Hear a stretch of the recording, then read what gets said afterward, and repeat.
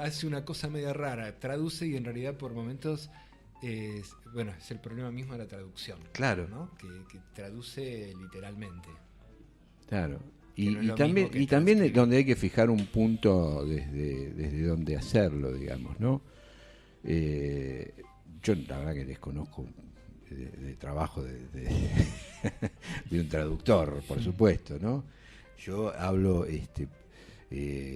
con urbano bonaerense y Ciudad de Buenos Aires y Cava, digamos, ¿no? O sea, son como dos lenguajes, pero más de eso no, pero es decir, porque necesitan traducción. No, pensando un poco en relación a esto, se me vino a la mente, digamos, ¿no? Esto de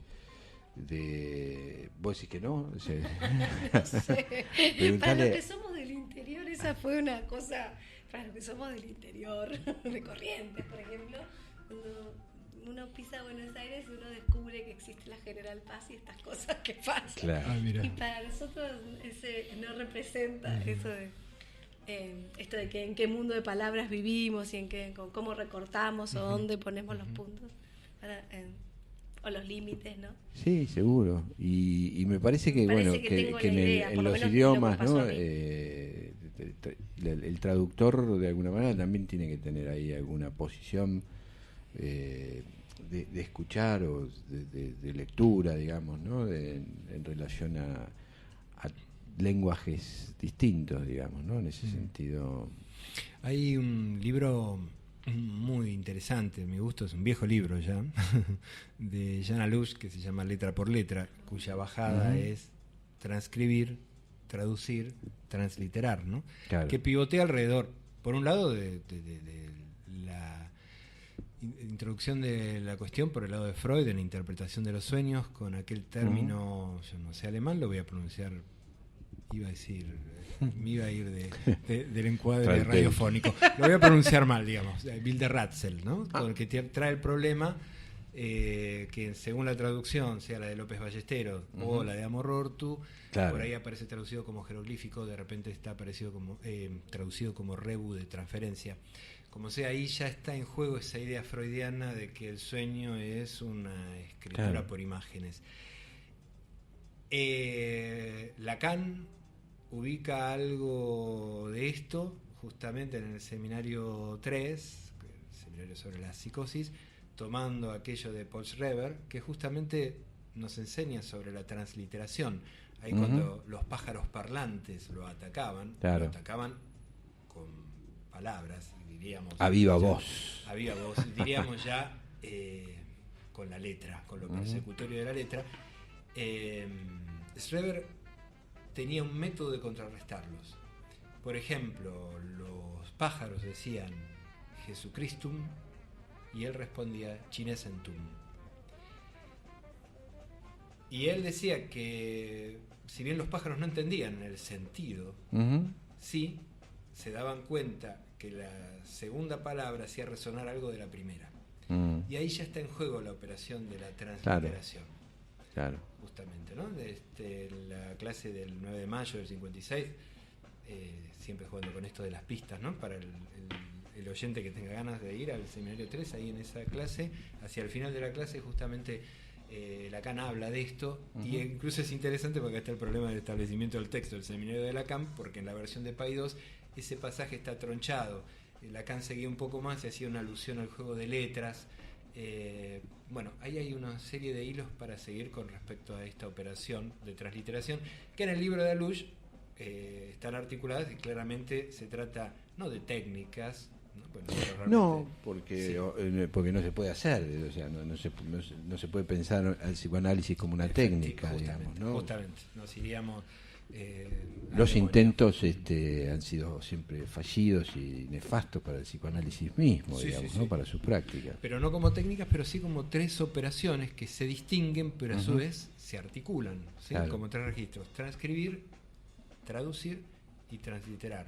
Transcribir está más del lado de lo que en el seminario de Lacan se puede llamar asonancia, hacer sonar igual.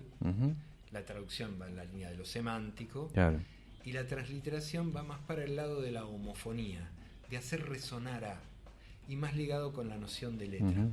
Pero bueno, no entre Garay y Jujuy, digamos, ¿no? Por ejemplo, que eso ya nos orientaría más hacia cómo apareció la transliteración uh-huh.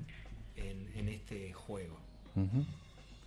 Claro, que a veces está engarzada, ¿no?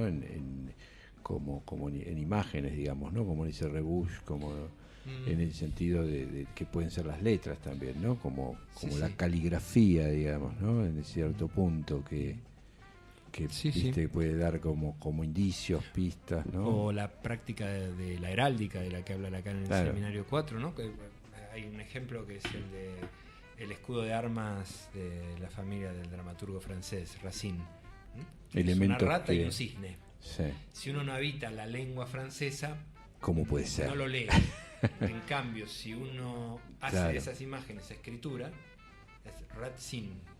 Ahí hay una homofonía respecto de Racine. Claro, tal cual. Es un juego infantil, por otra parte, los chicos lo hacen. Sí. Y eso te iba a decir que los niños, eso se ve, es increíble cómo juegan de esa manera.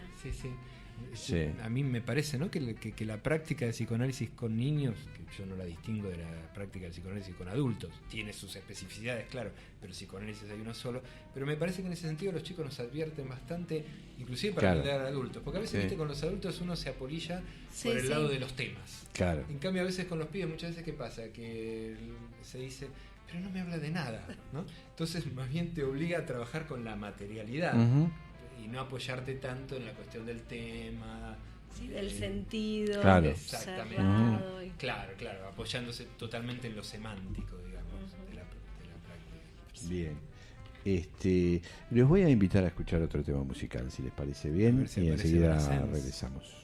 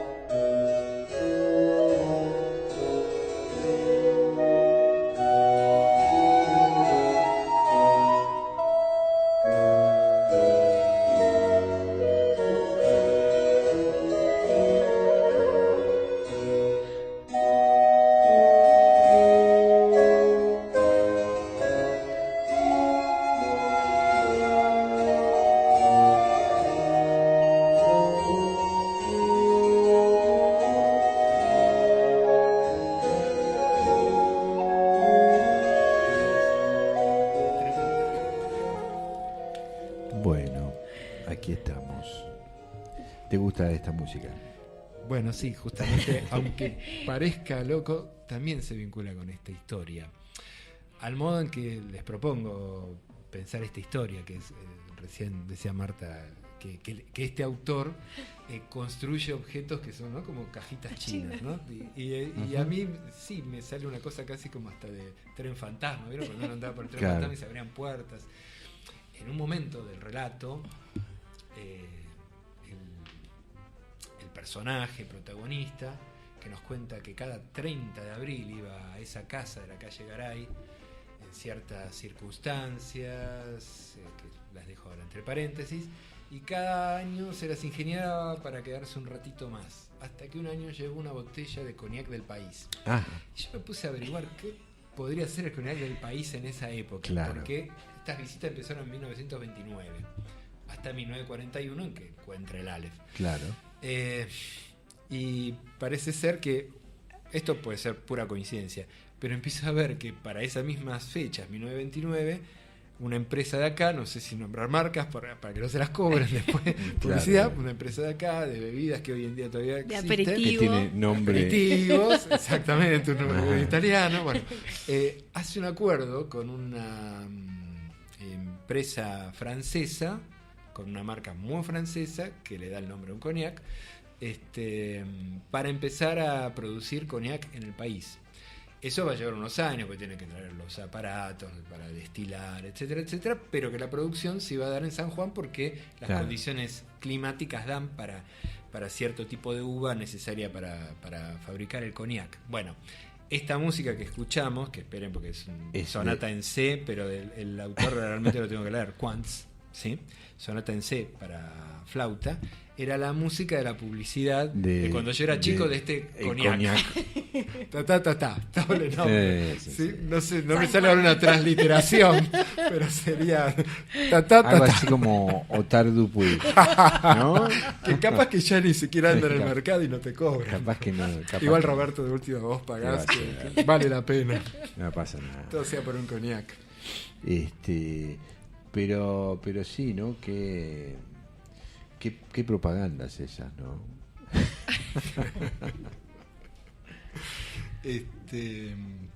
No sé si tienen ganas que les lea, que les cuente un poquito cómo fue la primera edición de 2 días para encontrar un Aleph, que fue, como decía, el año pasado, en 2016.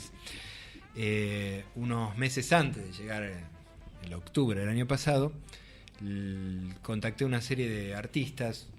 Algunos eran del campo del teatro, había una poetisa, había artistas plásticos, y les propuse que les iba a enviar durante 6 días una pequeña historia por capítulos breves, todo breve porque si no la gente se me cansa. Y viste, porque somos modernos. Es así, es todo palo y palo. Entonces, bueno, y que al final de esos 6 días, cuando termina la historia, me decían si querían jugar o no. Entonces el primer capítulo empezaba con algo que en realidad después iba a ser la propuesta que les iba a hacer a ellos. Y el capítulo decía: si tenés un amor no correspondido que viva en la ciudad de Buenos Aires, esta convocatoria es para vos. Tomé la hoja, no era de lectura sencilla, por lo que la guardé en el bolsillo y seguí caminando. Esa misma noche ya en casa la leí. Instrucciones para participar del concurso. 1.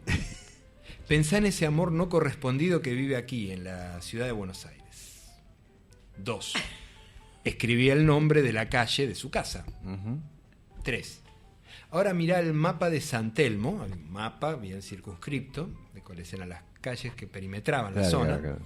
Y elegí una de sus calles. ¿Cuál? La que mejor sirva para hacer resonar el nombre de ella. El de la persona amada o el de la calle en la que vive.